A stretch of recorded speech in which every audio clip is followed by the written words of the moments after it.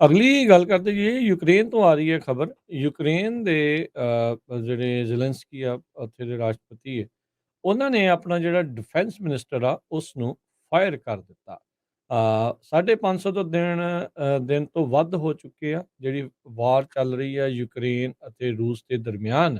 ਉਸ ਦੇ ਵਿੱਚ ਇਹ ਦਾਅਵਾ ਕਰਦੇ ਹੋਏ ਜ਼ੇਲੈਂਸਕੀ ਨੇ ਆਪਣੇ ਮੌਜੂਦਾ ਡਿਫੈਂਸ ਮਿਨਿਸਟਰ ਨੂੰ ਕੱਢਿਆ ਵੀ ਸਾਨੂੰ ਨਵੀਂ ਅਪਰੋਚ ਦੀ ਜ਼ਰੂਰਤ ਹੈਗੀ ਆ। 19ਵਾਂ ਮਹੀਨੇ ਦੇ ਵਿੱਚ ਇਹ ਜਿਹੜੀ ਵਾਰ ਆ ਉਹ ਪਹੁੰਚ ਚੁੱਕੀ ਆ। ਉਹ ਕਹਿੰਦੇ ਵੀ ਇਸ ਹਫ਼ਤੇ ਪਾਰਲੀਮੈਂਟ ਨੂੰ ਪੁੱਛਿਆ ਜਾਊਗਾ, ਜੋ ਕਿ ਮੈਂ ਇਹ ਇੱਕ ਹਿਸਾਬ ਦੇ ਨਾਲ ਪਰਸਨਲ ਡਿਸੀਜਨ ਜਿਹੜਾ ਲਿਆ ਆ ਵੀ ਮਿਨਿਸਟਰੀ ਆਫ ਡਿਫੈਂਸ ਯੂਕਰੇਨ ਦਾ ਓਲੇਸਕੀ ਰੈਜ਼ਨੀਕੋਵ ਉਸ ਨੂੰ ਜਿਹੜਾ ਉਹ ਲਾਂਭੇ ਕੀਤਾ ਜਾਊਗਾ। ਉਹਦੀ ਥਾਂ ਦੇ ਉੱਤੇ ਰੁਸਟਮ ਉਮਰੋਵ ਜਿਹੜੇ ਕਿ ਸਾਬਕਾ ਪੀਪਲ ਡਿਪਟੀ ਆਫ ਯੂਕਰੇਨ ਰਹੇ ਆ, ਉਹਨਾਂ ਨੂੰ ਨਵੇਂ ਮਿਨਿਸਟਰ ਡਿਫੈਂਸ ਮਿਨਿਸਟਰ ਦੇ ਵਜੋਂ ਪੇਸ਼ ਕੀਤਾ ਜਾਊਗਾ। ਉਹਨਾਂ ਨੇ ਨੋਮੀਨੇਟ ਕੀਤਾ। ਉਹਨਾਂ ਨੇ ਕਿਹਾ ਵੀ ਮੈਂ ਚਾਹੁੰਦਾ ਆ ਵੀ ਜਿਹੜੀ ਸਾਡੀ ਪਾਰਲੀਮੈਂਟ ਆ ਉਹ ਜਲਦ ਤੋਂ ਜਲਦ ਇਸ ਨੂੰ ਅਪਰੂਵ ਜਿਹੜੀ ਉਹ ਕਰੇ। ਕਹਿੰਦੇ ਵੀ ਜਿਹੜੇ ਪਹਿਲੇ ਡਿਫੈਂਸ ਮਿਨਿਸਟਰ ਉਹਨੇ 550 ਦਿਨ ਦੀ ਫੁੱਲ ਸਕੇਲ ਵਾਰ ਦੇਖੀ ਆ।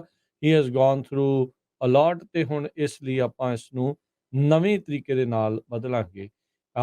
ਯੂਕਰੇਨ ਦੇ ਵਿੱਚ ਕਿਉਂਕਿ ਰਾਸ਼ੀ ਬਹੁਤ ਜ਼ਿਆਦਾ ਆਈ ਆ, ਬਹੁਤ ਜ਼ਿਆਦਾ ਮਨੀ ਇਹਨਾਂ ਨੂੰ ਮਿਲੀ ਆ, ਬਹੁਤ ਜ਼ਿਆਦਾ ਹਥਿਆਰ ਜਿਹੜੇ ਆ ਇਸ ਦੇ ਵਿੱਚ ਮਿਲੇ ਆ। ਜਲਦ ਹੀ F-16 ਕੰਬੈਟ ਪਲੇਨਸ ਟੈਂਕ ਜਿਹੜੇ ਆ ਉਹਨਾਂ ਨੂੰ ਮਿਲਣ ਵਾਲੇ ਆ।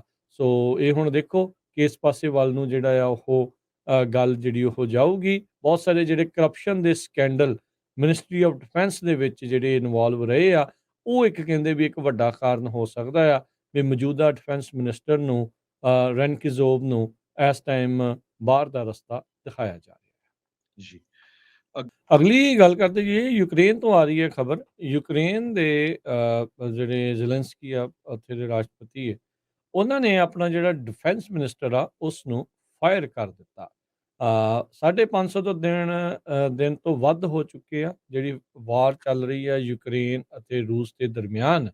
ਉਸ ਦੇ ਵਿੱਚ ਇਹ ਦਾਅਵਾ ਕਰਦੇ ਹੋਏ ਜ਼ੇਲੈਂਸਕੀ ਨੇ ਆਪਣੇ ਮੌਜੂਦਾ ਡਿਫੈਂਸ ਮਿਨਿਸਟਰ ਨੂੰ ਕੱਢਿਆ ਵੀ ਸਾਨੂੰ ਨਵੀਂ ਅਪਰੋਚ ਦੀ ਜ਼ਰੂਰਤ ਹੈਗੀ ਆ। 19ਵਾਂ ਮਹੀਨੇ ਦੇ ਵਿੱਚ ਇਹ ਜਿਹੜੀ ਵਾਰ ਆ ਉਹ ਪਹੁੰਚ ਚੁੱਕੀ ਆ। ਉਹ ਕਹਿੰਦੇ ਵੀ ਇਸ ਹਫ਼ਤੇ ਪਾਰਲੀਮੈਂਟ ਨੂੰ ਪੁੱਛਿਆ ਜਾਊਗਾ, ਜੋ ਕਿ ਮੈਂ ਇਹ ਇੱਕ ਹਿਸਾਬ ਦੇ ਨਾਲ ਪਰਸਨਲ ਡਿਸੀਜਨ ਜਿਹੜਾ ਲਿਆ ਆ ਵੀ ਮਿਨਿਸਟਰੀ ਆਫ ਡਿਫੈਂਸ ਯੂਕਰੇਨ ਦਾ ਓਲੇਸਕੀ ਰੈਜ਼ਨੀਕੋਵ ਉਸ ਨੂੰ ਜਿਹੜਾ ਉਹ ਲਾਂਭੇ ਕੀਤਾ ਜਾਊਗਾ। ਉਹਦੀ ਥਾਂ ਦੇ ਉੱਤੇ ਰੁਸਟਮ ਉਮਰੋਵ ਜਿਹੜੇ ਕਿ ਸਾਬਕਾ ਪੀਪਲ ਡਿਪਟੀ ਆਫ ਯੂਕਰੇਨ ਰਹੇ ਆ, ਉਹਨਾਂ ਨੂੰ ਨਵੇਂ ਮਿਨਿਸਟਰ ਡਿਫੈਂਸ ਮਿਨਿਸਟਰ ਦੇ ਵਜੋਂ ਪੇਸ਼ ਕੀਤਾ ਜਾਊਗਾ। ਉਹਨਾਂ ਨੇ ਨੋਮੀਨੇਟ ਕੀਤਾ। ਉਹਨਾਂ ਨੇ ਕਿਹਾ ਵੀ ਮੈਂ ਚਾਹੁੰਦਾ ਆ ਵੀ ਜਿਹੜੀ ਸਾਡੀ ਪਾਰਲੀਮੈਂਟ ਆ ਉਹ ਜਲਦ ਤੋਂ ਜਲਦ ਇਸ ਨੂੰ ਅਪਰੂਵ ਜਿਹੜੀ ਉਹ ਕਰੇ। ਕਹਿੰਦੇ ਵੀ ਜਿਹੜੇ ਪਹਿਲੇ ਡਿਫੈਂਸ ਮਿਨਿਸਟਰ ਉਹਨੇ 550 ਦਿਨ ਦੀ ਫੁੱਲ ਸਕੇਲ ਵਾਰ ਦੇਖੀ ਆ।